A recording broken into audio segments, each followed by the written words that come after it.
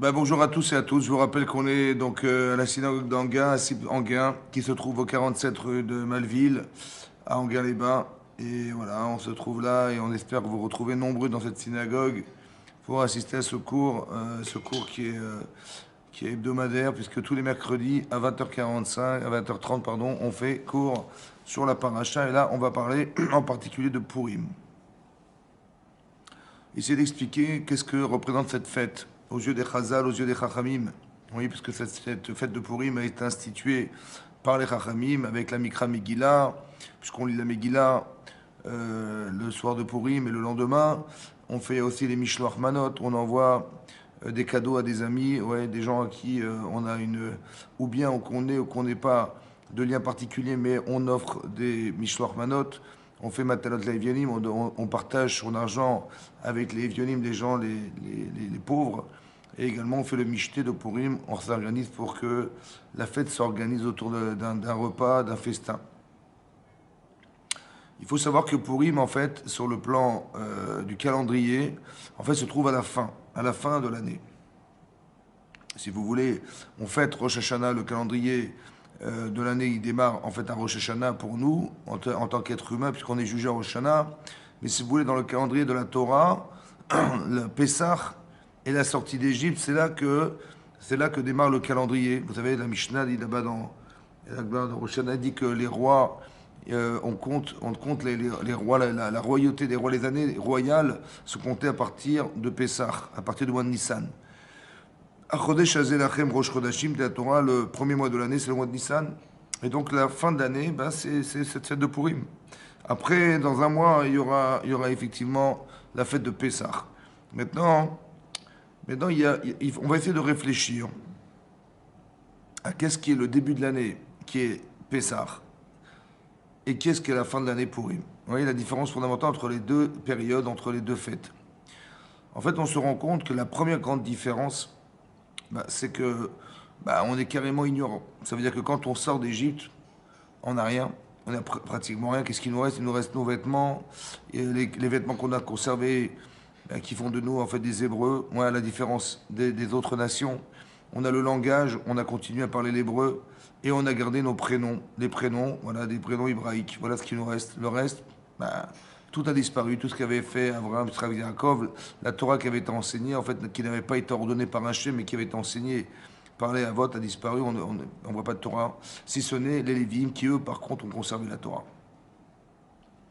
Qu'est-ce qui va se passer? Donc, on va être un petit nombre de personnes qui vont composer la famille de Yaakov Avinu. Et Yaakov Avinu, il va donc ensuite disparaître. Et là, c'est tout le Sefer de Shemot, en fait, c'est tout l'exode du clan Israël qui s'est retrouvé en Égypte, esclave en Égypte pendant des dizaines et des dizaines d'années, des gens qui sont nés, qui sont morts esclaves, qui ont dû travailler durement pour Pharaon. Et la Torah nous raconte qu'après que Hachem il a entendu les cris et les souffrances du clan Israël en Égypte, alors il a été faire appel à Moshe Rabbeinu pour nous sortir d'Égypte. Et là, il va y avoir les plaies d'Égypte, une après l'autre, mais des choses extraordinaires. Ce sont des nissim, on appelle ça des miracles. Des miracles évidemment parce que le Nil transformé en sang, c'est un miracle. Le fait que des grenouilles envahissent l'Égypte sont des miracles. Le fait que il y ait des poux dans toute l'Égypte, ce sont des miracles. Le fait que toutes les Makot Mitzrayim, c'est-à-dire Arov, toutes les bêtes féroces, les ténèbres, la Makat Bechorot, tout ça, comment dire, la lèpre qui va envahir toute l'Égypte, toute la grêle qui va tomber sur toute l'Égypte, ce sont des choses extraordinaires. En fait, ce qu'on appelle des Nissim Glouim, des miracles révélés. Et ces miracles révélés, en vérité, ils ont été fantastiques. Qu'est-ce que fait Hachem? Il nous sort d'Égypte. Il nous sort d'Égypte, mais on est pourchassé et poursuivi et rattrapé par Pharaon lui-même. On va se retrouver devant la mer Rouge et là il va se passer un spectacle fantastique puisqu'on va crier vers Hachem, parce qu'on n'a pas d'issue, qu'est-ce qu'on fasse? Alors Hachem va ouvrir la mer Rouge. Et ça, c'est encore plus extraordinaire que tout le reste. Et là, on va traverser la mer et on va voir Met al-Sefatayam, on verra les Égyptiens mourir parce qu'ils vont être noyés par le fait qu'Hachem ait renversé la mer sur eux. Et là, on va faire la shira, on va chanter. Et donc, Hachem, il se manifeste d'une manière spectaculaire. Ça veut dire que époustouflant. C'est époustouflant. qu'est-ce qui va se passer? Après quelques mois, Hachem va nous proposer de recevoir la Torah. Et là, on va dire Naaseh Venishma. Ça veut dire quoi, Naaseh Venishma? Ça veut dire simplement que tout ce que tu nous demanderas, on l'acceptera, vu tout ce que tu nous as fait, de nous avoir sortis de l'esclavage, vu que tout ce que tu nous as fait, de nous avoir permis de nous libérer de l'Égypte et d'avoir ouvert la mer Rouge et de nous faire vivre dans le désert avec la manne et tout ce qu'on a pu recevoir, le Bér Myriam, le puits de Myriam, toutes ces faveurs, elles sont extraordinaires. Donc, on est évidemment redevable de tout ça. Si tu nous proposes la Torah, évidemment, aveuglément, on acceptera. Et là, bizarrement, dit l'Agmara, dans Shabbat Afpechet, l'Agmara dit que, bien qu'on ait dit Naaseh Venishma, bien qu'on ait dit on était les bons élèves, bien qu'on ait accepté la Torah, on a accepté Hachem, on a tout accepté, Hachem, il va nous mettre la montagne sur la tête. Une montagne, il va mettre la montagne sur la tête, au-dessus du peuple juif, et il va leur dire, écoutez, si vous acceptez la Torah, Boutav, si vous acceptez la Torah, tant mieux. Sinon, Shamtik vous ratrem, là-bas sera votre tombeau. Ça veut dire qu'Hachem, il aurait écrasé cette montagne sur nous. On ne comprend pas. Pourquoi Hachem, il avait besoin de faire une chose pareille? Pourquoi Hachem, il avait besoin de nous imposer la Torah d'une manière aussi violente? À Purim, c'est pire. À Purim, à Hachvérosh, il va décider de faire un festin de 180 jours. Pour qui? Pour les gens qui sont du gouvernement. Mais les gens qui habitent Shushan, les habitants de Shushan, il va faire un festin qui va durer 7 jours. Il va inviter toute la ville de Shushan, et notamment les Juifs. Qu'est-ce qu'on fait? On y va, on n'y va pas? Qu'est-ce qu'on fait? Vous dites, c'est pas grave, on y va. Oui, mais c'est pas cachère. Vous allez manger non cachère. Vous allez boire non cachère. Le vin, il n'est pas cachère. La viande n'est pas cachère. Les aliments ne sont pas cachères. Qu'est-ce qu'on fait? On y va ou pas? Je dis, mais si on n'y va pas, dangereux. Parce que là, c'est un affront. Le roi va s'énerver, il va s'énerver, et là, ça va être catastrophique. Parce qu'ici, il s'énerve, c'est un affront, et on va mourir. Sakana. C'est un danger de mort. Évidemment qu'a priori, on aurait le droit de manger n'importe quoi. De boire, c'est pas grave, on va boire, c'est pas grave, mais c'est pas cachère, mais au moins on va survivre. Mordechai, il dit, n'allez pas. N'allez pas. Je sais pas. N'allez pas, c'est dangereux.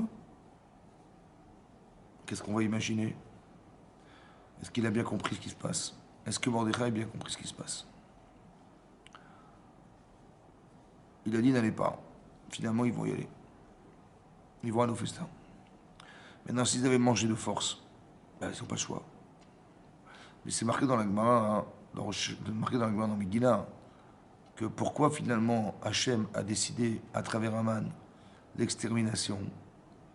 Parce que Nehenu Meseudato Shel Achashverosh. Parce qu'ils ont joui, ils ont profité du festin. Ça veut dire que tu manges pas cachère, ok. Mais si tu prends du plaisir à ne pas manger cachère, aïe, aïe, aïe, il y a un problème. Si tu es obligé de ne pas manger pour survivre, oui, c'est au risque de ta vie, donc c'est normal. Pikourt nefesh, on peut tout transgresser pour ça. Mais si tu le fais par plaisir, il y a un autre problème. Tu as pris du plaisir. Nehenu Meseudato Shel Achashverosh, dit la Gemara. Ça veut dire qu'ils ont profité du festin, ça veut dire qu'ils ont joui d'avoir mangé donc cachère, ça c'est un autre problème. Ça veut dire que tu prends plaisir à t'assimiler, tu prends plaisir à transgresser la Torah. Et ça c'est un problème. Ça c'est un problème. Et c'est ce que dit l'Agmara, que les élèves ont dit à Rabbi Shimon Bar Yochai, parce qu'ils ont profité de ça. Sur ce, ils ont demandé, les élèves de Rabbi Shimon Bar Yochai, ils ont demandé à Rabbi Shimon Bar Yochai, mais ok, ça c'est Shushan, mais Aman, il a décrété sur les 127 provinces d'extermination du peuple juif. Mehodou ve'adkouch. Mehodou ve'adkouch. Depuis l'Inde jusqu'à l'Afrique. Imaginez-vous, c'est la moitié du monde. Et là, bizarrement, pourquoi ils auraient dû être exterminés les autres? La Gemara répond, Rabbi Shimon Bar Yochai, il leur a répondu, parce que Ishtachavu l'Etzelem shel Nebuchadnezzar. Parce qu'ils se sont prosternés devant la statue de Nebuchadnezzar. Ça veut dire que on était en train de s'assimiler profondément. On commençait à croire que Nebuchadnezzar, qui était le roi de Perse, c'est lui qui avait tous les pouvoirs. Et donc on perdait notre judaïsme, et ça c'était très grave. Comme ça dit la Gemara. Donc on voit que les mauvais élèves, c'est le Purim. Et bizarrement, c'est marqué dans la Megillat Esther, Kimou ve Kiblu Ayodim. C'est marqué Kiimu.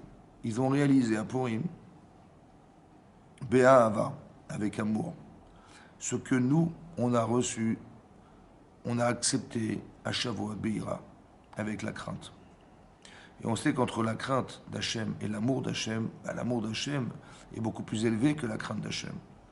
Comment c'est possible qu'on ait atteint quelque chose à Purim, alors qu'au départ on est les mauvais élèves, ceux qui vont s'assimiler, et qu'alors qu'à Shavuot, où là on se donne complètement pour Hachem, et là on est les bons élèves, et là Hachem il nous oblige à accepter la Torah. Comment ça se fait? Et on est dans la Hirat Hachem. Pourquoi? C'est quoi la différence? La première chose qu'il faut comprendre, c'est que vous devez voir que dans la Megillat Esther, on ne mentionne pas le nom d'Hachem. Il n'y a pas marqué Hachem. Il y a marqué une allusion. On dit Ha-Meler, le roi. Quand vous marquez Meler, roi, alors il s'agit du roi Achashverosh. Mais Ha-Meler, dit le Gaon de Vilna, c'est Akadosh Baruch Hu. Mais vous avez vu que on n'a pas marqué Akadosh Baruch Hu. Marqué Ha-Meler, le roi. Sous-entendu, le roi du monde. Mais pourquoi on n'a pas mentionné Akadosh Baruch Hu dans la Megillat Esther? Dit la Gemara d'Afé là-bas dans Megillah que la Megillah fait partie des 5 Megillot. Des 5 Megillot, parce qu'elle a été écrite Beruach HaKodesh, avec l'esprit divin. Ça veut dire que ce n'est pas un roman. Ce n'est pas Esther et Mordechai qui l'ont écrite ou qui ont romancé une histoire. Tout ça, ça a été écrit Beruach HaKodesh. Et donc ça veut dire que c'est un livre qui est divin, qui fait partie des 24 livres du Tanakh. Exceptionnel. Donc il faut comprendre pourquoi on n'a pas mentionné le nom d'Hachem. La différence fondamentale entre Pesach et Shavuot, et Pesach et Purim. C'est connu, le Harizal dit que le niveau de Purim est beaucoup plus élevé que celui de Kippour. Parce qu'on dit Yom HaKippurim. Vous avez vu? Kippurim, comme Purim. C'est à l'ombre de Purim.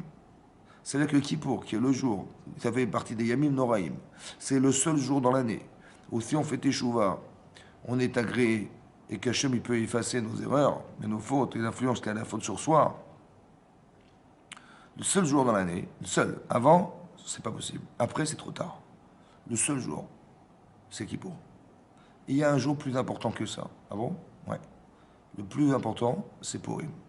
Allez comprendre.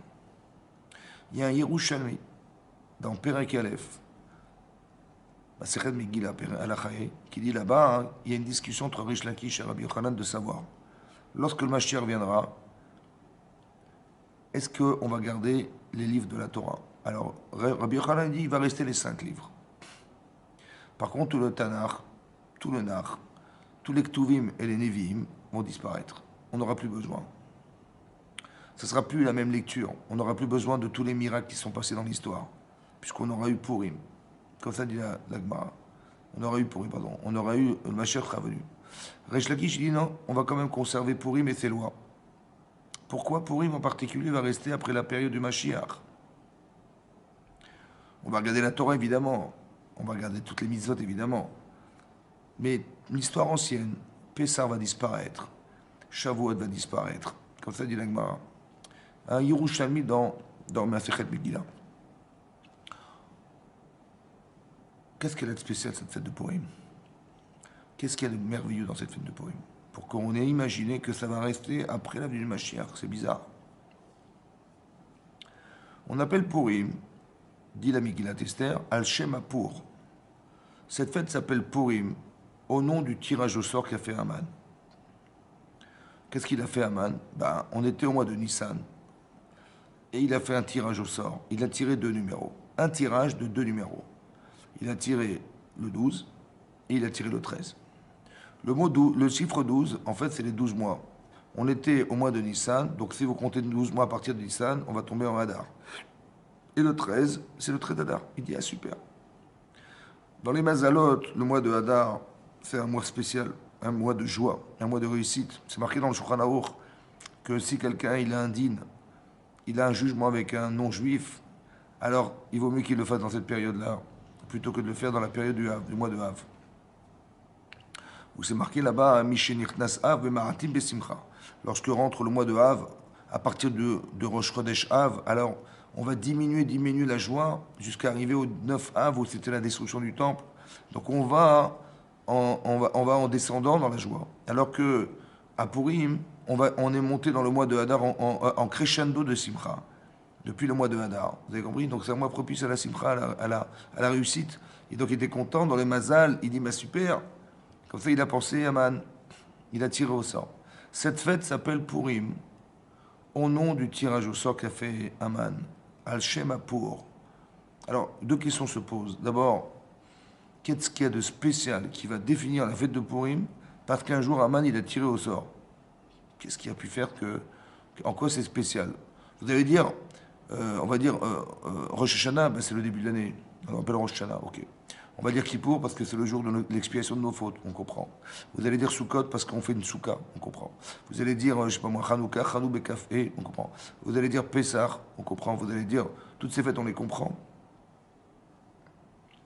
Parce que Passar, parce qu'Hachem, il a passé au-dessus des maisons, il a sauté au-dessus des maisons pour nous épargner de la Makat Bechorod, la plaie des premiers-nés.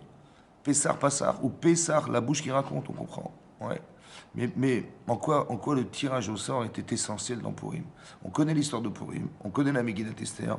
En quoi le fait que Aman il est tiré au sort, c'est ça l'essentiel de Purim. Le tirage au sort de Purim. Qu'est-ce que ça veut dire? La deuxième question, c'est de savoir, mais si le tirage au sort, il s'appelle pour, alors pourquoi le pluriel? Purim, c'est un pluriel.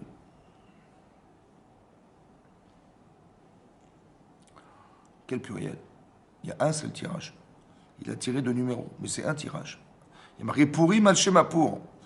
Purim au nom du tirage au sort qu'a fait Aman. Aman, il a tiré 2 numéros, mais c'est un tirage. Quelle est la part du hasard? A priori, on voudrait nous apprendre ici, il y a deux choses à voir. Il y a la partie visible de l'iceberg, parce que quand Hachem nous sort d'Égypte, on voit que c'est lui. On peut pas nier qu'Hachem nous a sortis d'Égypte. On fait appel à lui, et à chaque fois, il intervient. Donc c'est clair, ce sont ce qu'on appelle des nissim glouim, des nissim, des miracles révélés. Par contre, à Purim, l'histoire de Purim sont des faits divers qui, en fait, sont complètement incohérents, plus les uns plus que les autres, puisque il y a des séquences qui vont composer l'histoire de Purim qui sont incohérentes. Bah oui. Bah, quand vous voyez que au début de la Megillat Esther, Achashverosh, il va faire un festin qui va durer 180 jours. Vous imaginez, 180 jours. Il va proposer à son épouse de venir se présenter nue devant tout le monde pour montrer sa beauté. Et elle va refuser. Et pour ça, elle va être condamnée parce que c'est un affront. Comment on peut refuser au roi de se présenter? Oui. Et donc il va la condamner à mort. Qui c'est qui la condamne? Memouchan, qui faisait partie des ministres. Mais Memouchan, c'est Aman. Comme ça dit l'Agmara, que Mechin pour Anout chez Israël. C'est lui qui va préparer. Memouchan, Mechin, c'est les mêmes lettres. Le châtiment du peuple juif plus tard. C'est lui, Memouchan.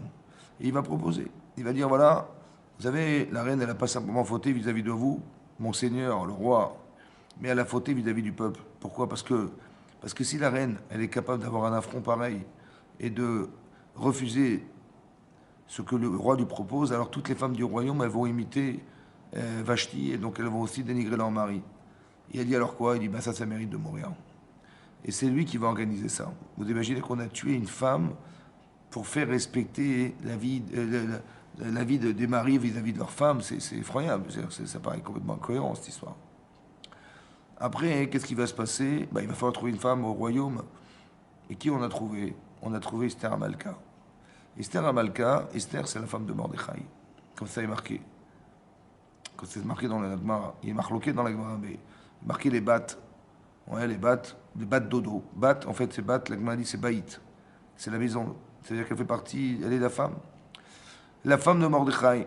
Vous imaginez le grand Dayan qui est Mordechai, Avbedin, il était le chef des tribunaux de l'époque. Et lui, sa femme, elle est partie, elle a été prise par Achashverosh, roi de Perse. Effroyable. Comment elle va supporter ça? Comment son mari va supporter une chose pareille? On ne comprend pas pourquoi. Incohérence. tout à coup, Mordechai, donc il se renseigne, il entend qu'il y a deux personnes.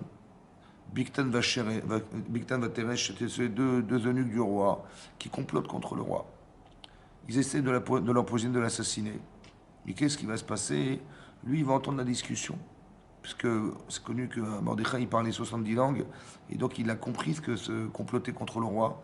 Il a été dire à Esther Amalka, tu sais, il y a deux personnes, Bigtan Vateresh, qui complotent contre le roi. Il dit, ok, je vais l'informer. Et donc, on a informé Achashverosh. Et on a fait une enquête. Et il s'est avéré que c'était juste. Et donc ces deux personnes ont été condamnées à mort. Pourquoi ce détail? Ensuite, qu'est-ce qui va se passer? Mordechai, il va voir que Haman, il va grandir au royaume. Il va monter en pouvoir et en pouvoir. Et là, il va se passer une chose effroyable, c'est que Haman, Haman va décider est-ce que tous les gens du royaume se prosternent devant lui. Le seul homme qui ne se prosterne pas, le seul homme qui nargue, parce que qu'est-ce que dit la Gemara? Il lui a sorti le contrat. Vous savez quoi? Que, en fait, pendant 22 ans, dit la Gemara, Haman était coiffeur. Avant d'être Premier ministre, il était coiffeur. C'était un esclave. Et qu'est-ce qu'il avait acheté comme esclave? C'est Mordechai. Et il le narguait en lui montrant le contrat de vente. Il dit, mais tu étais mon esclave. Tu t'es pris pour qui? Et il le nargue, il le nargue, il le nargue. Et l'autre, il devient fou. Il devient fou, carrément. Il dit, mais comment ça, tu veux? Il dit, après, il va aller voir Achashverosh. Il dit, écoutez, vous savez, il y a un peuple qui est complètement méfouzard ou méfourade. C'est-à-dire qu'il est complètement éparpillé dans les 127 provinces. Et en plus, il ne respecte pas nos lois, ouais, etc. Et donc, laissez-moi les détruire. Parce qu'il ne voulait pas simplement détruire Mordechai ou exterminer Mordechai ou tuer Mordechai, qu'il les a un affront pareil. Il a voulu exterminer le peuple juif. Vous voyez, cet antisémitisme profond qui s'éveille à ce moment-là. Et là, on ne comprend pas pourquoi Mordechai, il a provoqué la haine de Haman. Pourquoi il a provoqué Haman? Parce qu'en provoquant Haman, il a mis en péril le peuple juif. C'est grave. Il aurait dû faire exprès, je ne sais pas, de se prosterner, sans faire une avéra par le fait de se prosterner devant lui, parce qu'il avait une sorte d'idole sur lui, mais qui n'était pas vraiment une idole à Surah Minatora, interdite par la Torah. Mais quand bien même, il aurait. Non, il a préféré rester ferme. Pourquoi? Pourquoi il la met en danger? On ne comprend pas. Et donc, et qu'est-ce que fait Haman? Il va aller voir Mordechai, il va aller voir, Achashverosh, et il va lui proposer de lui donner beaucoup, beaucoup d'argent pour diffuser dans les 127 provinces l'extermination du peuple juif le 13 Adar, après le tirage au sort.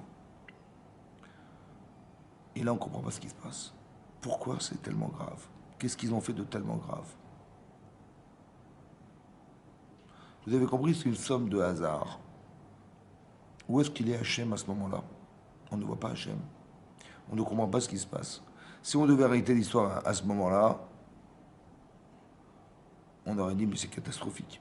Si vous preniez la photo du moment historique, qui est celui où Haman, il prend le pouvoir, et Haman, il décide d'exterminer le peuple juif, et il placarde dans toutes les anciennes preuves qu'on allait toutes les exterminer,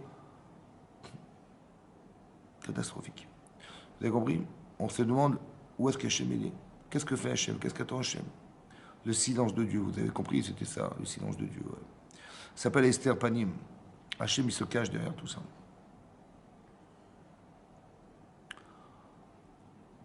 La différence entre Purim et Pessah, c'est que Purim, Hachem se cache, on ne le voit pas. À Pessah, Hachem, il se révèle, mais d'une façon extraordinaire. Alors, il y a un avantage et un inconvénient. L'avantage, c'est tellement époustouflant qu'on peut s'attacher qu'à lui. Le problème, c'est qu'on est obligé de s'attacher à lui. Quelqu'un qui vous sauve la vie, quelqu'un qui vous sauve de la noyade, il vous a sauvé la vie. Voilà. Il vous attendait qu'une chose, c'est qu'il va manifester un jour un besoin et vous allez vous le réaliser. Il a un vœu, il dit oui, j'arrive tout de suite, oui, c'est moi qui vais le faire. Pourquoi? Parce que tu m'as sauvé ma vie. On est obligé d'accepter la Torah, vous comprenez? En fait, on n'accepte pas la Torah, on accepte Hachem. Et la Torah, je ne sais pas ce qui est marqué dedans. Je ne connais pas, mais bon, c'est pas grave, j'accepterai, je ferai tout ce que tu m'envoies. Le problème, c'est qu'on n'est pas crédible, pour deux raisons. Un, parce qu'on est obligé. Deux, parce que nous qui avons eu la chance d'être sortis d'Égypte, Alors nous, on accepte la Torah, mais nos enfants qui ne sont pas sortis d'Égypte, et nos petits-enfants et leurs petits-enfants, est-ce qu'ils vont, eux, accepter? Puisqu'elle a été rendue obligatoire, cette Torah, vous comprenez? Donc comme on n'est pas crédible aux yeux d'Hachem, alors il va nous imposer la Torah sur la tête. C'est de la ira. À la différence de Purim, où là, Hachem ne paraît pas. Comme par hasard, il s'est passé des événements incroyables. Et qu'est-ce qui va se passer après? Après que Haman ait décrété tout ça, alors on va jeûner. On va jeûner. Combien de jours? 3 jours. Quelle période? Eh bien justement pendant Pessah. On va jeûner 3 jours, le 14, le 15 et le 16 du mois de Nissan. On va jeûner pendant Pessah. Alors que c'est un jour de joie. On n'a pas le droit de jeûner ce jour-là. On va jeûner ce jour-là. On va jeûner pour enlever un décret. Qu'est-ce qu'a dit Esther Amalka? Elle a dit Knos et Kol HaYehudim. Rassemble tous les juifs. Ça veut dire qu'elle a dit, moi, vous savez, j'ai pas de mérite. Du moins, j'ai pas le mérite de vous sauver. Il faut que tout le monde se mobilise. Elle a dit Knos. Mais Knos, ça veut dire rassembler. Pourquoi? Parce que Haman, il a dit à Achashverosh, vous savez, ce peuple, il est méfouzard. Il est éparpillé. En fait, il se disperse. Il perd ses valeurs. Il est méfourade. Il n'y a plus de lien entre les personnes. N'aie pas peur. Tant qu'ils ne sont pas solidaires les uns des autres, alors on peut les détruire. Un petit peu comme on a vu la destruction du temple, à cause de la haine gratuite. Vous avez vu que quand on n'est pas solidaires les uns des autres, au contraire, chas v'shalom, on se disperse, on se sépare pour des prétextes qui sont insupportables à entendre, c'est la haine gratuite, c'est gratuit. On ne se supporte pas. On ne supporte pas la différence. Tu as plus d'argent que moi, tu es plus riche que moi, tu es plus intelligent que moi, tu es plus beau que moi, tu es plus... Alors, vous avez compris, cette différence qui est insupportable pour les gens, en fait, c'est celle qui nous sépare, en fait. La haine, elle est gratuite, parce qu'il n'a rien fait d'autre pour que tu le haïsses de cette manière. Vous avez compris, elle est gratuite. Mais ça nous sépare, ça nous disperse. Et quand on nous disperse, et quand on n'est plus capable de vivre ensemble, et quand on n'est plus capable d'être le peuple juif, parce qu'on est une entité en soi, alors Hachem, il est obligé de détruire le temple. Parce qu'Hachem n'est pas le Dieu de l'individu, il est le Dieu du peuple juif. Or, si on n'est pas solidaire, il n'est pas le Dieu du peuple juif. Voilà. C'est pour ça que le Beth Amikdash n'a plus raison d'être. C'est pour ça que Achashverosh, il l'a détruit. Alors, il dit, ben là, ils sont dans le même état. Ils sont méfouzards, méforades, super. On va les détruire. Qu'est-ce que dit Esther Amalka? Il dit, Knos, il faut rassembler tout ça. Un petit peu comme Yaakov, il a dit à ses enfants, Ikapsu, rassemblez-vous, regroupez-vous, Yasfou, rassemblez-vous. Pour dire quoi? Pas pour dire, écoutez-moi, non, soyez solidaires. Si vous voulez écouter la fin des temps, il faut qu'on soit solidaires les uns des autres, garants les uns des autres, faisant un. C'est ça qu'il veut. Et donc, c'est ce qu'elle leur a dit. Il dit, c'est ça la solution. Il faut que tu les rassembles autour d'un jeûne. Pourquoi il fallait absolument jeûner? Elle dit, bah oui, pour faire tes chouvas. Peut-être qu'il fallait jeûner ce qu'on avait mangé. Non? On a mangé le non cachère. Peut-être qu'on doit jeûner ce qu'on a consommé. On va sacrifier en fait cette partie de soi qui a consommé non cachère. On va regretter, on va faire tes chouvas. Ce qui est très très innovant à Purim, qui était rarissime, c'est que les 127 provinces, c'est énorme, c'est un territoire énorme. Et là, manifestement, il n'y a pas eu de division. C'est-à-dire qu'il n'y a pas des gens qui ont dit, bah, tiens, on va créer un parti politique. Ils n'ont pas dit on va tuer Haman. Ils n'ont pas dit on va faire un coup d'État. Ils n'ont pas dit on va s'associer à la reine. Non. Ils ont fait teshuva. Ils ont compris leur erreur. Et ils ont jeûné pour ça. Ils ont compris qu'ils ont eu tort. Ils ont eu tort d'avoir accepté de manger au festin d'Achashverosh.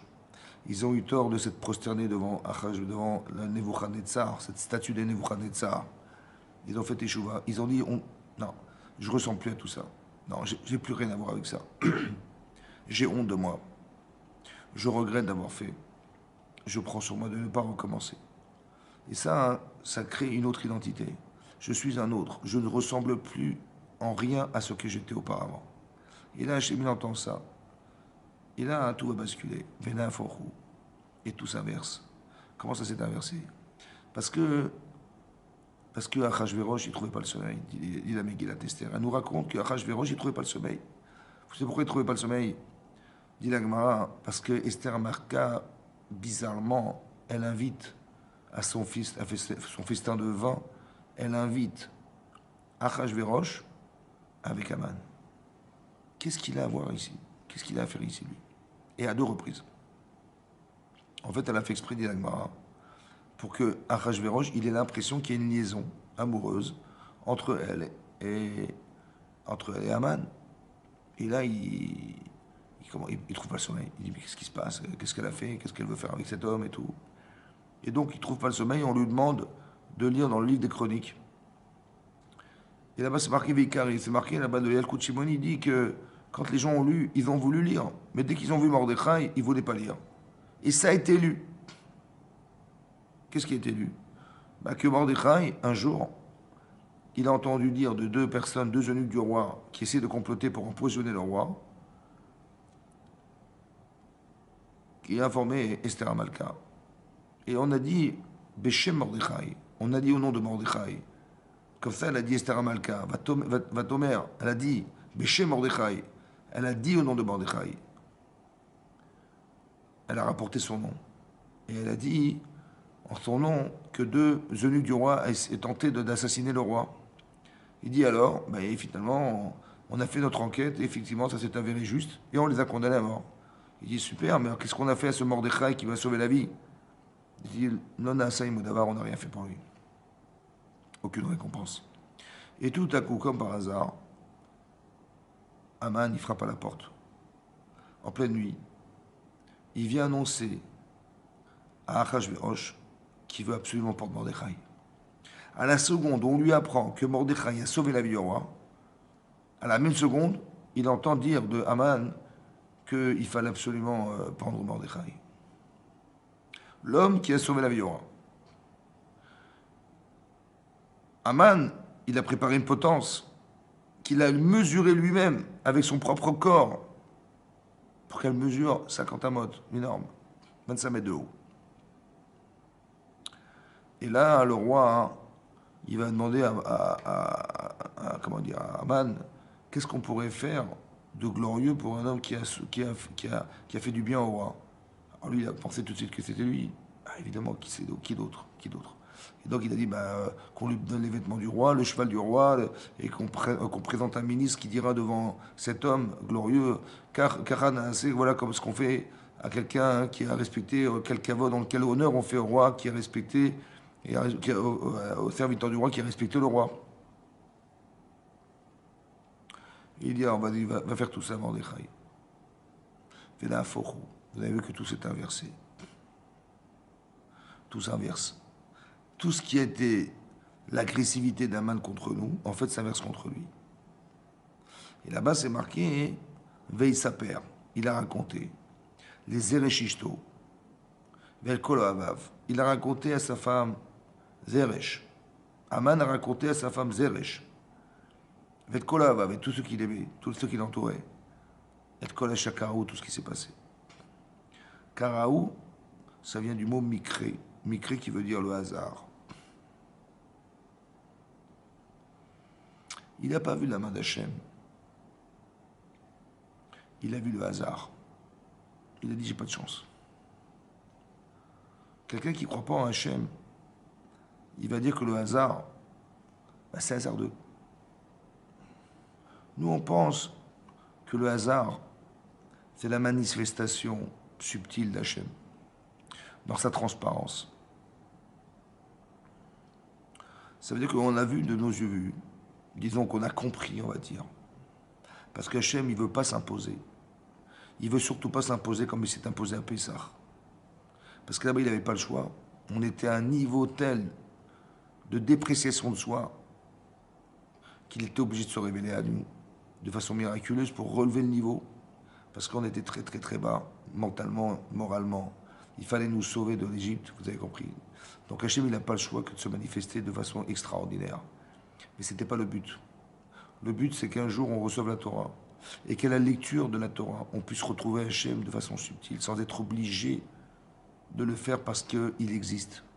Mais parce qu'on le voit dans nos yeux vus, on le comprend. Voilà. Et ça, quand on voit ça, alors il nous a respecté Hachem. Alors on va l'aimer. on va aimer Hachem. On va aimer celui qui nous a laissé le choix de faire Teshuvah et de voir que finalement, il nous a pardonné. La preuve qu'il nous a pardonné, c'est que Aman, il a été finalement pendu. Et que finalement, la gloire, elle est revenue à Mordechai et à Esther Amalka. Et que finalement, on a jeûné, c'est vrai, mais on a fait un autre festin, le festin d'Esther Amalka. Ce festin qui va durer encore et encore, parce que c'est ça qui nous reste. Vous avez compris? Ça veut dire qu'il y a deux façons de cultiver le hasard. Il y a deux façons de voir le hasard. Il y a la façon dont tu as de voir le hasard, qui s'appelle Amalek, le peuple d'Amalek. On sait que Shmuel Hanavi, lorsqu'il a vu que Shaoul Amelech, il n'avait pas finalisé la guerre contre Amalek, il lui a dit, je suis désolé, tu ne pourras pas rester roi. On va nommer un nouveau roi à ta place. Et le survivant de la guerre, c'était Agag, qui était le roi des Amalekim. Il a eu à peine le temps d'avoir un enfant, d'avoir une relation avec une femme pour avoir un enfant, il est mort. Et on sait que Aman a Agagi, Aman descend de Agag, qui était de Amalek. Et le peuple d'Amalek, c'est un peuple qui doit disparaître un jour. Et qu'Hachem a dit que tant que ce peuple existe, alors le Kis et Akavod, le trône céleste, ne sera jamais entier. Qu'est-ce que ça veut dire? Qu'est-ce que ça a à voir avec la Purim? Qu'est-ce que ça va à voir avec la mission que nous avons? Ouais. Depuis quand on fait les guerres pour tuer des gens? Ça n'existe pas dans la Torah, ça. On ne tue pas les gens. On ne fait pas des guerres. On fait des guerres quand on veut, comme ça dit la Gemara Sanhedrin, que quand on n'a plus de parnassa, on n'a plus de quoi survivre, il n'y a plus de subsistance, alors on est obligé d'envahir des territoires, mais c'est jamais chas v'shalom pour tuer les gens. Alors que là, on voit qu'on a une mitzvah, Timchet Sereh Amalek. C'est bizarre. Comment ça s'explique? En fait, il faut savoir que dans la Torah aussi, on tire au hasard. Il y a du tirage au sort, il y a du hasard. De quelle manière? On se rend compte que, vous savez, il y a deux sacrifices qu'on doit apporter à Kippour. Oui, il y a deux séirim, deux boucs qui doivent être sacrifiés. Un, l'Hachem, et l'autre, la Azazel. Un pour Hachem, la fonction de ce korban, c'est d'expier toutes les fautes du peuple juif, par le biais du Kohen Gadol. Et l'autre, la Azazel, c'est un korban qu'on va jeter du haut d'une montagne. Mais dit la Mishnah, dans Yuma, dit là-bas la Mishnah, que ces deux animaux sont exactement identiques. Ils ont la même couleur de poils, ils ont les mêmes couleurs de sang, tout est identique. Lequel choisir? Est-ce que vous pouvez choisir? Ben non. Alors on ne peut pas choisir. Alors qu'est-ce qu'on fait? On tire au sort. On va prendre un ticket où il y a marqué l'Hachem, un à la Azazel, et on va numéroter les animaux, 1 et 2. Et on va tirer le numéro et on va tirer l'Hachem ou l'Azazel. Et c'est celui qui aurait été choisi, l'Hachem, qui sera sacrifié, et l'autre qui sera jeté du haut de la montagne. Comme ça dit la Gemara. Et comme ça dit la Mishnah. Ou bien quand on a dû partager la terre d'Israël. C'est marqué là-bas, Vitnahaltem Begoral. Et vous hériterez de la terre Begoral, avec un tirage au sort. Ça veut dire que la terre d'Israël a été partagée en nombre de shvatim, de tribus, et autant que de territoires. Maintenant, qui va habiter où? Qui va décider que des centaines de milliers de personnes vont habiter à tel endroit? Telle tribu là-bas et telle tribu là-bas. On ne peut pas décider. Alors on va tirer au sort. Autrement dit, la vie est faite de choix. Et on va être jugé sur nos choix. C'est comme ça. Tu as fait des mitzvot, super. Tu as fait d'Averot, c'est pareil. Tu vas être jugé sur tes choix. Mais il y a des moments dans la vie où on ne peut pas faire de choix. Alors qu'est-ce qu'on fait? La Torah dit quand tu ne pourras pas faire de choix, alors tu tireras au sort. Le sort, c'est le choix qu'Hachem aurait voulu que soit. Alors qu'Amalek, il ne réfléchit pas comme ça. Il pense, Amalek, qu'on est tributaire de ce qu'on appelle des mazalot. Le mazal, c'est tous les signes zodiacales, tout ce que vous connaissez comme étant le bélier, tout ça, ou alors les astronomes, qui eux, ils savaient lire dans les étoiles et savoir prédire l'avenir. Un petit peu comme c'est marqué, vous savez, la Gemara dans Sanhedrin, elle rapporte là-bas, hein, que quand les Khartoumé Paro, tous les sorciers de Paro et tous les astrologues, ils ont su que le sauveur d'Israël allait naître, ils ont vu dans le ciel. Ils ont affirmé à Paro, attention, il y a un enfant juif qui va naître et qui va vouloir prendre ce pouvoir. Il a dit, ok. Après, il a dit, voilà, il est né aujourd'hui, mais il va mourir par l'eau. Ah, il dit, ah, super. Donc on va noyer tous les enfants qui vont naître dans le peuple. Autant les juifs que les non-juifs. Ils ont noyé. Pourquoi ils l'ont noyé? Parce qu'ils ont cru qu'il allait mourir par l'eau. Pourquoi ils ont cru ça? L'Agma dit, pourquoi? Parce qu'on sait que Moshe Rabbeinu, un jour, on va lui demander de sortir de l'eau d'un rocher, dans Parashat Roukat. Après la mort de Myriam, il fallait pouvoir abreuver le peuple juif dans le désert. Alors Hachem a proposé à Moshe et à Aaron, les daber à la Sela, de parler au rocher afin qu'il y ait un miracle et que l'eau sorte et gicle du rocher. Là-bas, c'est marqué, ils ont parlé, et ça n'a pas fonctionné. Alors, les Israéliens sont mis en colère. Ils ont dit, mais il dit, mais c'est pas grave. N'importe quel rocher, allez, vas-y, fais-nous sortir de l'eau. Et là, il s'est mis en colère. Et là, il s'est mis en colère, Moshe Rabbeinu. Et là, bizarrement, Hachem lui dit, prends ton bâton et parle. Prends ton bâton et parle. Qu'est-ce qui s'est passé? Il a dit, mais si ça m'a marché en parlant, peut-être que je vais devoir frapper. Comme on a frappé dans Parashat Béchalach. À la fin de Béchalach, où là, Hachem lui avait dit, frappez le rocher. Et là, il dit, il faut frapper. Il l'a frappé à 2 reprises. Et la loi a giclé. Et là, c'est marqué, Hachem a dit, puisque vous n'avez pas eu confiance en moi pour me sanctifier, alors vous ne rentrerez pas en Israël. Et Moshe et Aaron sont morts dans le désert du Jourdain. Dans le désert, ils sont morts dans le désert. Et c'est ça qu'ils ont vu. En fait, ils ont vu et ils ont cru qu'il s'agissait de mourir noyés. En fait, c'était pas ça. Ils sont morts à cause de l'eau. C'est ça que ça voulait dire. Et donc, on voit que les Khardoumé Paro et tous les sages de Paro et tous les savants de Paro, ils savaient lire. En fait, qu'est-ce qui se passe? C'est qu'ils ont voulu réussir à réaliser ce qui était marqué dans le ciel. Ils ont fait les Shem Shamaïm au nom du ciel. Mais quel ciel? Ben, de ce qu'ils ont cru, interprété dans le ciel. Un petit peu comme la femme de Potiphar, qui lorsqu'elle a vu Yosef arriver, elle a été voir ces fameux astrologues. Et elle leur a dit, mais qu'est-ce que j'ai à voir avec cet homme? Il a dit, bah, tu auras des enfants avec lui. C'est pour ça qu'elle a essayé de le séduire. C'est pour ça que Rachid explique qu'elle a essayé de faire les Shem Shamaïm au nom du ciel. Mais quel ciel? Ben, le ciel de ce qu'elle avait entendu dire des astrologues. Mais c'est pas Hachem, ça, c'est les étoiles.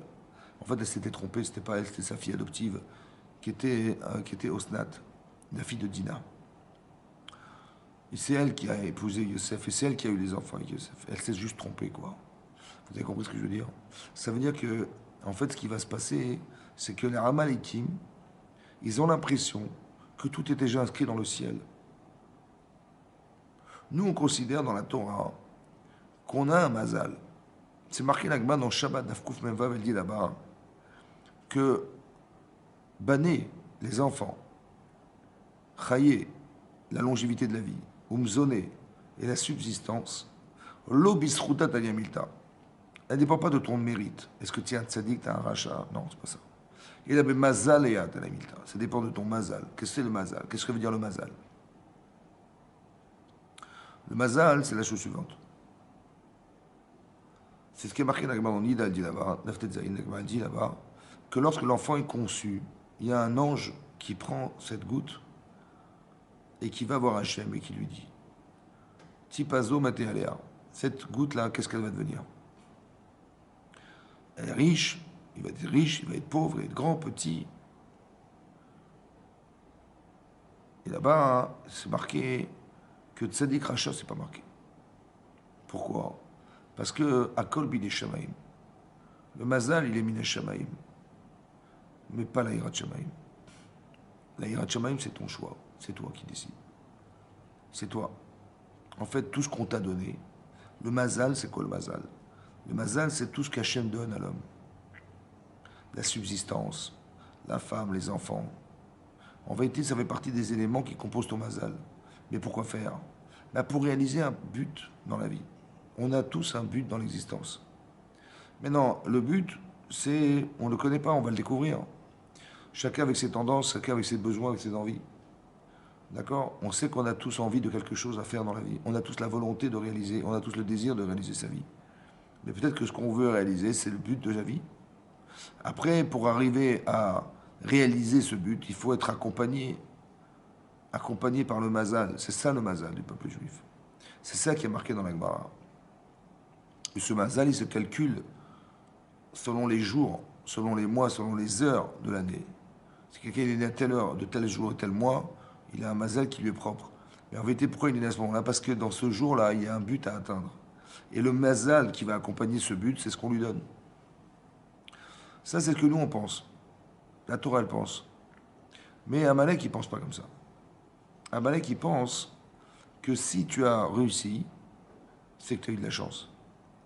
Si tu as raté, ben c'est ton mazal. Tu n'as pas de chance. C'est pas grave.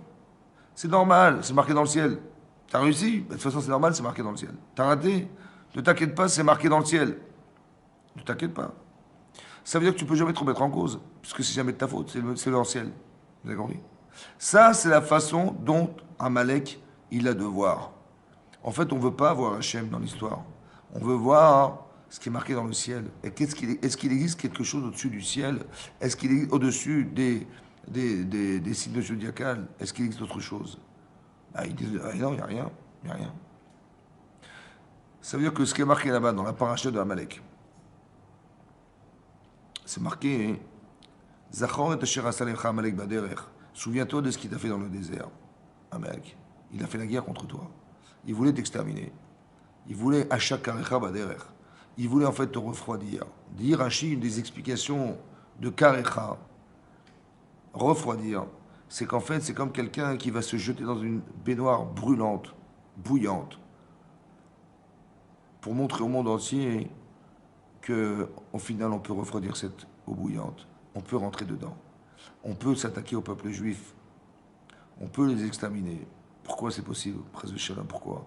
Parce qu'il dit, mais ils ont eu de la chance. C'est sûr, ils sont sortis d'Égypte, c'était prévu dans le ciel. La mer s'est ouverte, c'était prévu dans le ciel. Mais la chance, ça va, ça vient. Donc on va y arriver un jour, comme ça il a pensé à Amalek, de refroidir. Refroidir les peuples du monde, qui avaient tous peur du peuple juif. La Hirat Shamaïm du monde, elle était énorme. La Hirat Shamaïm d'Hachem, elle était énorme. Mais eux, l'objectif, en fait, c'était de refroidir cette ferveur. C'est ça, Amalek. Mais c'est qui Amalek, en fait? Amalek, c'est la représentation de ce que nous avons dans notre cœur. La représentation du Yetzer, du mauvais penchant. Qui, lorsqu'il nous arrive quelque chose, au lieu de dire c'est Minash Shamaïm, on dit mais on n'a pas eu de peau. Et on va traduire ça comme si que la réalité, elle représentait l'essentiel de l'existence, alors qu'elle n'est qu'un message d'Akadosh Baruch Hu. On pense dans la Torah que tout ce qui nous arrive a été pensé, réfléchi par Hachem. Il n'y a pas de hasard. Le hasard, c'est pas hasardeux. Tu dis, ben voilà, c'est arrivé, tu as subi, c'est comme ça. Non. On pense que tout ce qui nous arrive est réfléchi. Très profondément réfléchi. Tellement profondément qu'on est même capable de comprendre ce qui a pu nous arriver. Et à quoi ça vient répondre ce qui nous arrive. Il n'y a pas de hasard. Vous avez vu dans la Torah, c'est marqué dans la paracha de Vaïgash, que lorsque on a découvert la coupe de Yosef dans le sac de Binyamin, là-bas c'est marqué que les frères de Yosef, ils ont dit Elohim matza et avon avadecha. Hachem a trouvé la faute de tes serviteurs. On va devenir des avadim. On va devenir des esclaves. Et lui dire, Chas Shalom, vous n'avez rien fait, vous. C'est lui qui a volé. Celui qui a volé, je le garde esclave. Maintenant, entre nous, il savait pertinemment que jamais Binyamin n'avait volé quoi que ce soit. Donc, c'était un coup monté pour arriver à faire que Binyamin devienne l'esclave de Yosef. C'est ça, non? Donc, qu'est-ce que nous, on aurait fait? On se serait arrêté à cette réalité. On n'aurait pas vu d'intervention divine là-dedans. Et on aurait dit, écoutez, je vais m'accompagner d'un avocat, je vais porter plainte et on va s'en sortir. Voilà ce qu'on aurait fait. Et ils ont dit, non, c'est pas ça qui est marqué. L'interprétation, elle est fausse. On ne va pas s'arrêter à l'image. On ne va pas faire comme un Amalek qui va s'arrêter à l'image. Ou à ce qu'il voit. Non. On a compris que derrière cette image, il y a Hachem. En fait, ils ont compris. Qu'est-ce qu'ils ont compris? Que comme ils ont vendu Yosef esclave, et qu'ils n'ont pas été sensibles au fait d'avoir vendu Yosef esclave, alors c'est pour ça qu'il nous arrive une chose pareille. Parce qu'un esclave une personne qui vole en Égypte devient l'esclave de celui qui l'a volé. Mais pourquoi l'esclave? Parce que derrière, ça résonne en moi, le fait que j'ai rendu mon frère esclave. Et j'ai compris une chose, c'est que si mais j'avais été sensible à l'esclavage, est-ce que j'aurais vendu mon frère? Est-ce que si j'avais la conscience de la gravité de ce que je fais, est-ce que je l'aurais vendu esclave? Jamais de ma vie. Alors je vais le vivre pour le ressentir, pour en avoir la conscience. C'est ça l'expiation de la faute. C'est ça qu'Hachem voulait que je dise. Vous avez compris ce qui se passe? C'est-à-dire qu'il n'y a pas d'hasard. Que tout ce que nous vivons est pensé et réfléchi. C'est pour ça qu'il faut savoir lire l'actualité. Il faut savoir comprendre ce qui se passe derrière. Il faut demander à des Gdolé à Torah pour savoir qu'est-ce que ça veut dire. Parce qu'il n'y a pas de hasard. C'est pour ça que Purim s'appelle Purim avec un pluriel. Parce qu'il y a la façon de lire le hasard selon Aman, et il y a la façon juive de lire le hasard. Purim Hashemapour. Comme ça qu'explique le Rav Chaim Friedlander, il est dit là-bas dans Siftei Chaim que le Purim au pluriel, c'est la lecture juive qu'on nous a rendue du hasard. Et la lecture non juive du hasard. Amalek, en fait, il représentait Tzara qui est dans notre cœur. Et qui veut carrément, Chas v'Shalom, occulter l'existence d'Hachem. C'est pour ça qu'on a une misva d'effacer le nom d'Amalek. Parce que cette façon de voir philosophique, elle est fausse. Et elle va complètement annihiler l'existence de Dieu. Et c'est pas possible. Alors il vaut mieux que ça disparaisse. Vous avez compris.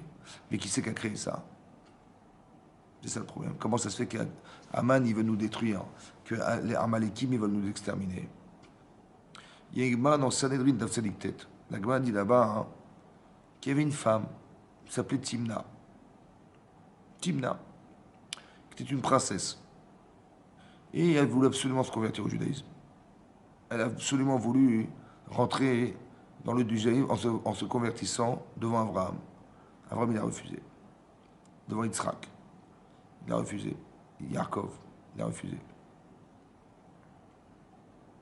Alors qu'on sait que Abraham et sa femme, Asun et Fashot Becharan, ils ont fait beaucoup de balai tchouva, ramener des gens à la Torah.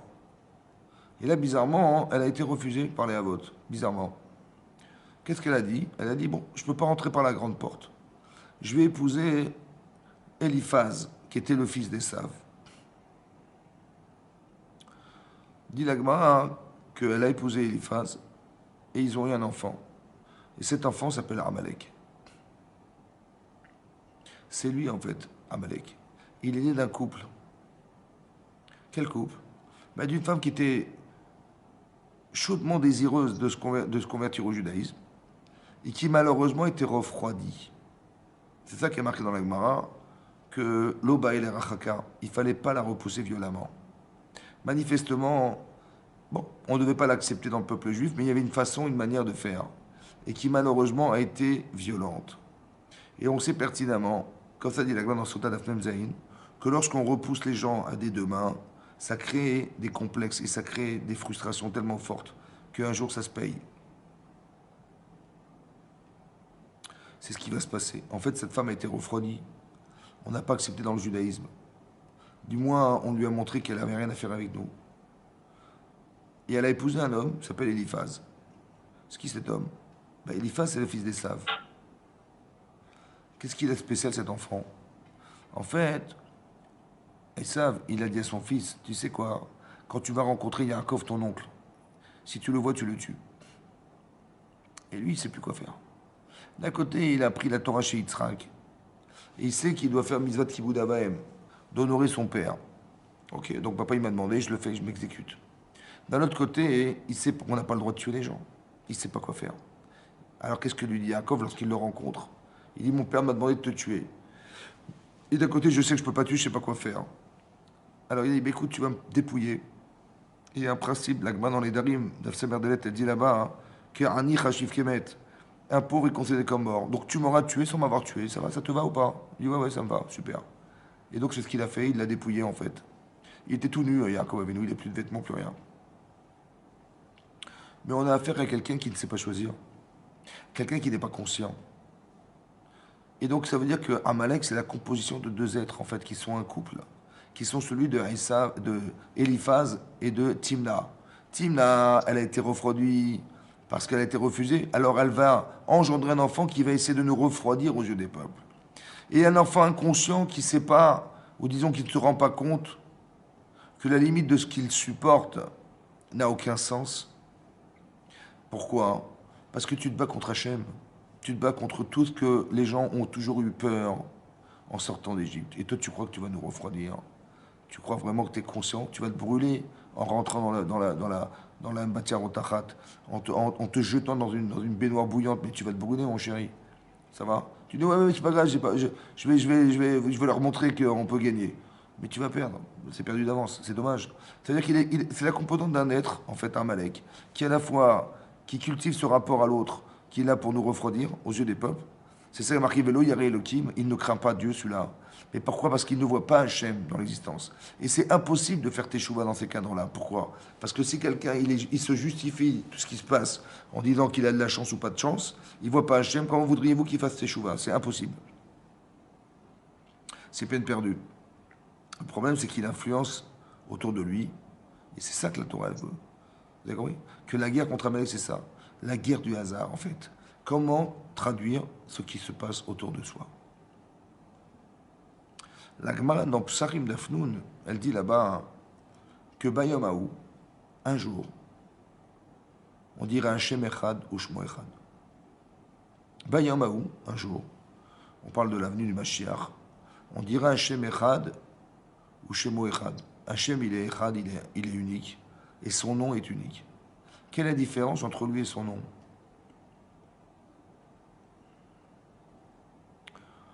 Lui, c'est l'essence d'Hachem.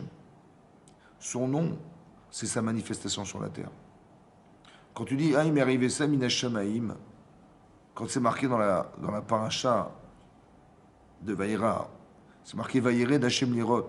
Hachem est descendu voir la Ir, la ville et le Migdal, la tour qu'avait construit les Bnei Adam.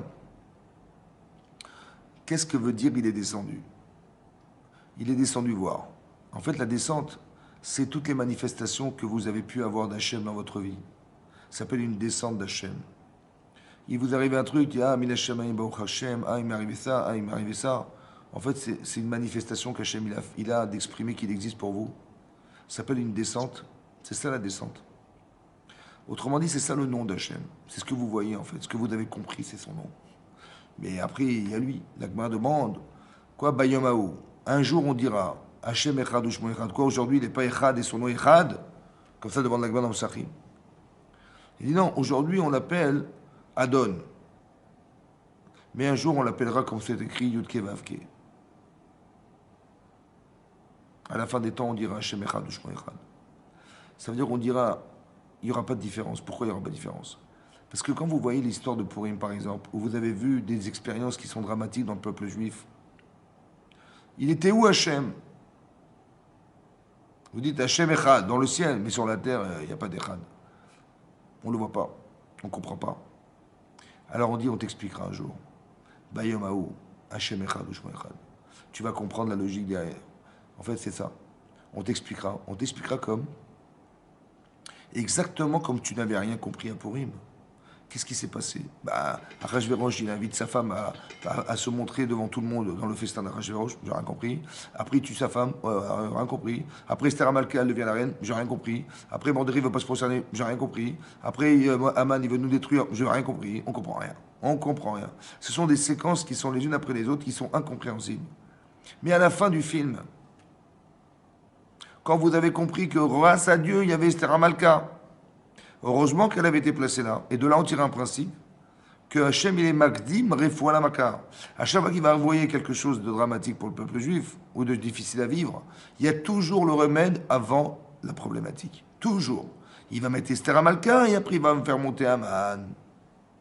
Tu dis, bon, on a eu du jour, on a eu de la chance. Non, c'est pas du mazal, ça. C'est quelque chose qui a été réfléchi avant. Parce qu'Hachem, il avait prévu que si tu fais tes chouvas, alors elle pourra intervenir. Si tu comprends ce qui se passe, elle interviendra. Si tu fais appel à Hachem, elle interviendra. Et c'est par la tzidkout de Esther Amalka. Et c'est parce qu'on a fait teshuva. On a remis en cause nos erreurs. on a compris qu'il fallait changer. Il fallait comprendre que ça ne pouvait pas durer comme ça. Et ça, hein, ça nous a sauvé la vie. Mais parce qu'on était solidaires. Maintenant, on peut tirer des leçons de l'histoire et de se dire, vous savez, aujourd'hui, on vit une situation très difficile. Bah, parce que pendant 2 ans, il y a eu le coronavirus. Bon, ça a l'air de disparaître, au Hachem. Et tout à coup, on apprend que la Russie, pour des raisons politiques, économiques, elle veut attaquer l'Ukraine, elle attaque l'Ukraine. Soi-disant l'OTAN, soi-disant des machins, soi-disant du cavode, quoi. Ou du cavode ou de la peur, de je sais pas quoi, des bêtises, quoi. Ici, la Russie, c'est le plus grand pays du monde, hein. Qu'est-ce qu'il a besoin de rajouter l'Ukraine, qui est indépendante, dans son territoire? Tout ça pourquoi? Parce qu'il a peur que l'Ukraine s'associe à l'OTAN. L'OTAN, c'est l'Amérique. Et, il va, et à la frontière de la Russie, on aura l'Amérique. Voilà. Bon. Et donc, il faut pas, on ne peut pas choisir. Vous avez compris, on n'a pas le droit de choisir. Alors, il a peur, monsieur, il a peur. Alors, il va attaquer l'Ukraine. Attaquer l'Ukraine, c'est peut-être déclencher une guerre mondiale, hein, je ne sais pas. On défend pas, on s'investit pas. Puis c'est l'Ukraine aujourd'hui, demain c'est la Pologne, demain on ne sait pas ce qui va se passer. Peut-être qu'on est en train de nous mettre au pied du mur. Et il va peut-être falloir se sauver, je ne sais pas. Maintenant, qu'est-ce qu'on fait? Qu'est-ce qu'on fait, nous? Nous, on est là, on est spectateurs. Qu'est-ce qu'Hachem, il veut? Est-ce qu'on va se dire, on va attendre que Haman, il va placarder partout? Ouais, dans toutes les 127 provinces, qu'on va tous être exterminés? Pour être obligé de faire teshuva? On va être obligé. Ou bien, hein, qu'on réfléchit déjà maintenant. Et on diffuse des cours. Et on écoute la Torah. Et on se remet en question. Et on essaie d'améliorer quelque chose. Et on essaie de se rapprocher d'Hachem. Essayer d'avoir conscience de la chance qu'on a d'être juif. Et de réfléchir à la chance qu'on a d'avoir la Torah. Et de se dire que, Yom Haou, de toute façon, Hachem Echad ou Shmo Echad. De toute façon, ça va arriver un jour. Maintenant, si ça peut se provoquer par ça, et qu'on est capable de pouvoir comprendre ce qui se passe derrière, et de se dire que peut-être c'est l'occasion d'étudier la Torah plus encore, de changer sa façon de se comporter, que ce soit en couple, avec nos enfants, avec notre entourage, d'être solidaire de ce qui se passe autour de nous. Peut-être que Hachem, il va avoir une écoute particulière et qu'on n'aura pas besoin de passer par des catastrophes pour arriver à ce que le Mashiach y vienne. Peut-être. C'est pour ça que cette fête va rester, d'après Rish Lakish, parce que ce qui va se passer à la fin des temps, c'est la même chose. Bayom Haou, il y a Hachem Echad ou Shmo Echad. Un jour, on dira qu'Hachem, il était Echad et son nom était Echad. On n'est pas forcément capable de le dire, parce qu'on ne comprend pas tout. Mais un jour, Hachem nous expliquera. Comme on a expliqué pendant la Megillat Esther. Comme on a compris l'intervention cachée d'Hachem derrière tout ça. Vous savez, en hébreu, l'histoire, ça se dit historia. Mais c'est marrant que c'est la composition de Esther avec le nom d'Hachem. L'histoire, en vérité, c'est qu'Hachem, il se cache dans l'histoire. Historia. La Gemara de Choulin d'Afkoufla Medtet, elle dit là-bas, Esther mina Torah minaïn. Où on a une allusion de Esther à Malka dans la Torah? Où est-ce qu'il y a une allusion de Esther à Malka? Alors Hachem, il a dit, Ani Aster Astir et Panay Bayamaou. Bayamaou. Ce jour-là, je cacherai ma face. Ça veut dire que tu ne verras pas que je suis là. Il faudra que tu apprennes à me découvrir. Que tu arrives à voir dans l'actualité que, en fait, je me manifeste derrière tout ça, derrière. Vous avez compris cela? C'est ça qui va nous sauver. Pas comme un Amalek qui dit, ah, on n'a pas eu de peau, nanana. Non, on ne va pas dire ça. On va dire, comme les Jvatim, que Hachem, il a trouvé ses serviteurs. Vous comprenez ou pas? C'est ça qu'il faut arriver à comprendre. À Purim, c'est ça qu'on veut faire. Donc on va réfléchir. On va essayer de se bonifier. On va essayer de renforcer notre émouna. On va essayer de voir à travers ce que nous vivons, Hachem, dans nos vies. Comprendre qu'Hachem, il veut obligatoirement qu'on s'attache à lui. C'est ça qu'il veut. Et c'est pour ça qu'il a fait ça. Un petit peu comme, après la faute du veau d'or, on a fait Teshuvah, mais sincèrement, hein. Et quand Hachem nous a pardonné de cette faute énormissime, alors il a dit, maintenant que vous êtes conscient de vos erreurs et que vous voulez vous attacher à moi, alors venez, on va faire le Mishkan. on va faire ce Mishkan. Et c'est comme ça qu'Hachem, il a fait qu'il a pu résider parmi nous. Et c'est ça l'objectif. C'était ça l'objectif. Qu'Hachem, il réside parmi nous. Qu'on puisse vivre avec Hachem, qu'on puisse reconstruire le Beth Amikdash, qu'on puisse voir les Nissim, qu'on puisse avoir le nachat de pouvoir avoir la prophétie, qu'on va voir, qu'on puisse avoir passé tout notre temps à étudier la Torah et à se rapprocher d'Hachem. Vous avez compris? C'est ça qu'on veut. C'est ça qu'Hachem il veut. C'est ça qui est marqué dans le Rambam, dans Yichot Melachim. C'est ça. C'est à ça que va servir le Mashiach.